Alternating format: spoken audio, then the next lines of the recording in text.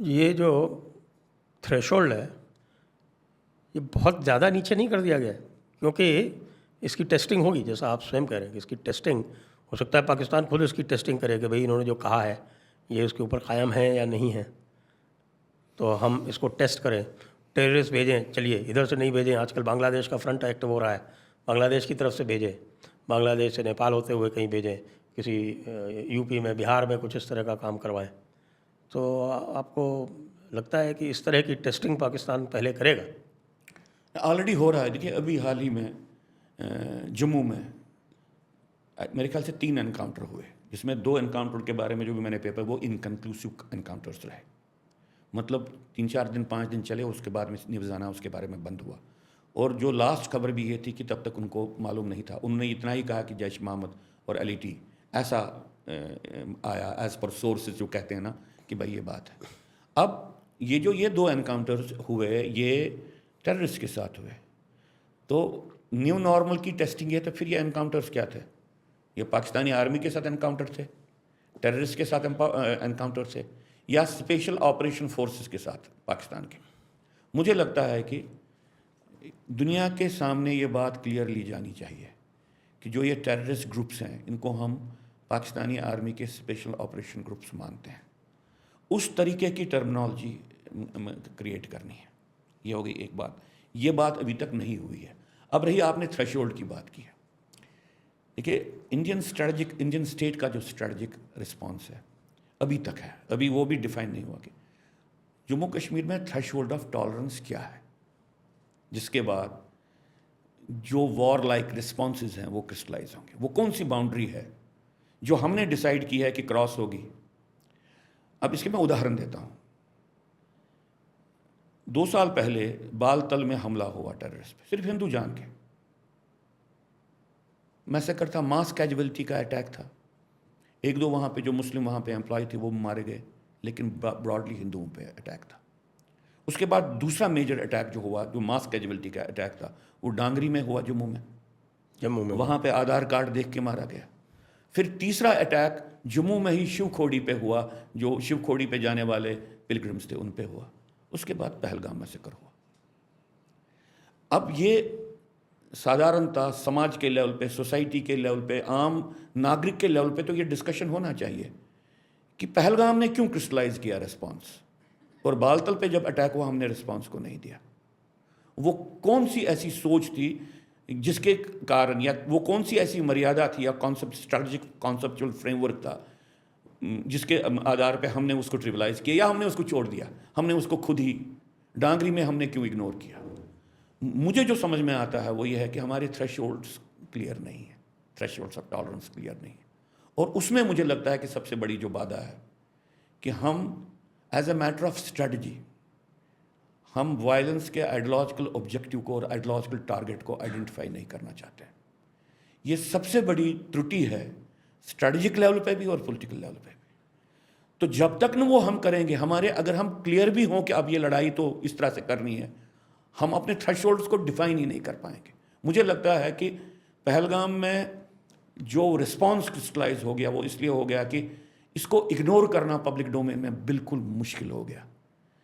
पहले पॉलिटिकली अपने जो डैमेज होगा उस डैमेज को अरेस्ट करना था, और उस डैमेज को अरेस्ट करने के लिए मिलिट्री ऑप्शन को एक्सप्लोर कर, हमारे लिए मुझे लगता है कि जो ही मिलिट्री ऑप्शन की तरफ चले, हम राइट दिशा में गए, हम कोई गलत दिशा में नहीं गए, क्योंकि मिलिट्री ऑप्शन की तरफ से गए तो वो सारी बातें सामने आई कि लो इंटेंसिटी कॉन्फ्लिक्ट में हम पाकिस्तान को बोलेंगे कि ये वन वे कॉस्ट आप एक्सट्रैक्ट नहीं करोगे, इसका आपको भी खमियाजा भुगतना पड़ेगा।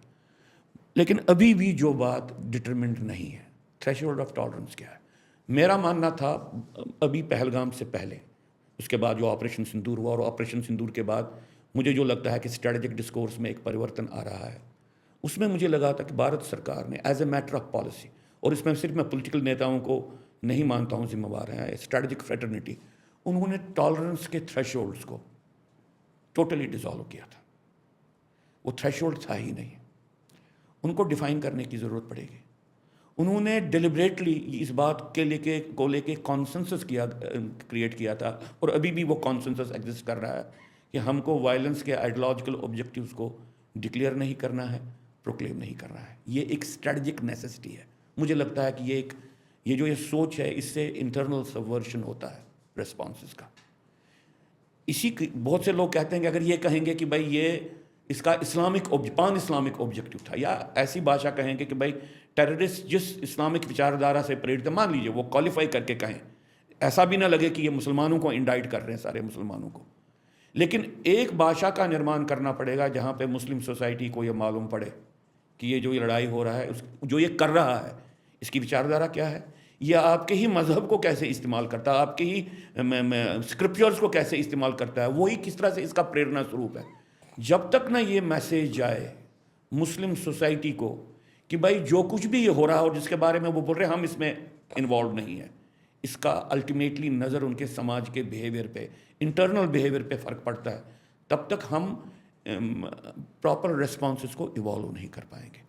जब मैंने आपको ये न्यू नॉर्म की बात की, मैं इसलिए भी आपको ये कहना चाहता हूँ कि चूँकि हम as a matter of strategy ideological objectives of Islamic militancy को कहना भी नहीं चाहते, और तो हम दो काम करते हैं बाय इम्प्लीकेशन। एक तो हम टेररिज्म को सेकुलराइज करते हैं, दूसरा हम टेररिज्म को नॉर्मलाइज करते हैं।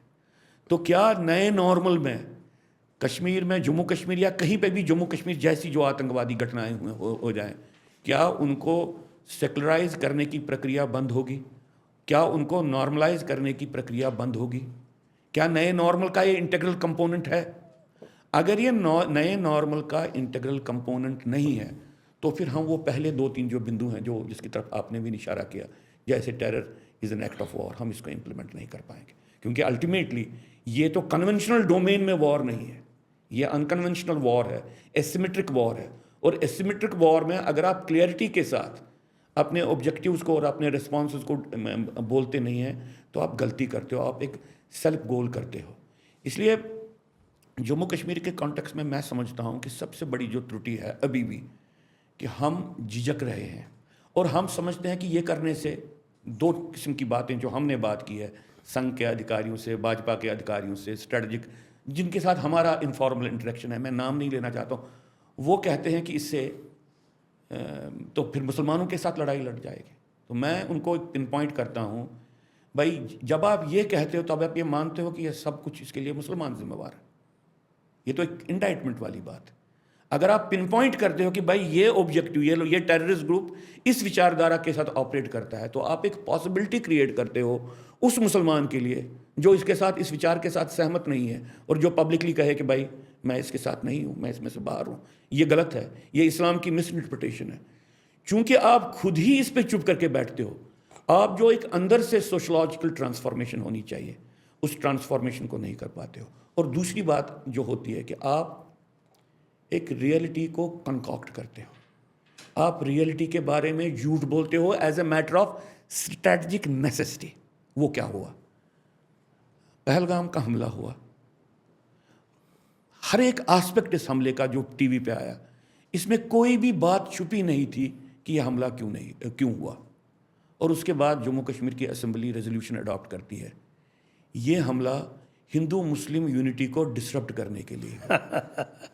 इमेजिन कीजिए अगर इसराइल कहता कि जो ये हमस ने हमला किया, ये इसराइल और मिडिल ईस्ट के बारे में बीच में जो मित्रता का माहौल बन रहा था उसको डिसरप्ट करने के लिए है, तो इस युद्ध का, ये युद्ध होता ही नहीं। और इस युद्ध में जो ऑब्जेक्टिव उन्होंने रखे वो होते ही नहीं, आप रिस्पॉन्ड नहीं कर पाते। आइडियोलॉजिकल जो थ्रस्ट है ऑफ द टेररिस्ट, आप उसको रिस्पॉन्ड नहीं कर पाते। आप ये सीरियसनेस भी नहीं ला पाते उन लोगों में, मान लीजिए उन मुस्लिम कंट्रीज में, भाई जो ये हमस कर रहा है ये तो बिगर एक कॉन्फ्लिक्ट को जनरेट कर रहा है, इससे तो बिगर लेवल पे मुसलमानों की इनसिक्योरिटी और मुसलमानों की प्रॉस्पेरिटी इफेक्ट होती है। आप उनकी इन्वॉल्वमेंट को भी नहीं क्रिएट कर सकते।